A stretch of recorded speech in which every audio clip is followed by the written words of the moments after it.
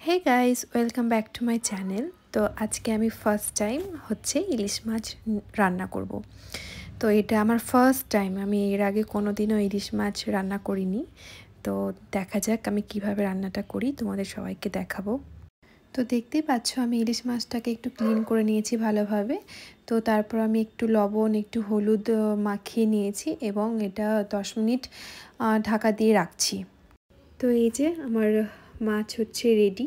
তারপরে আমি কালো সর্ষে আর হলুদ সর্ষে, তো এই যে আমি শিলে করে বাটবো আজকে। আমার কাছে গ্রাইন্ডার আছে, বাট সেটা আমি ইউজ করব না। আজকে আমি একদম ঘরোয়াভাবে প্রপারলি আজকে রান্নাটা করতে চাই।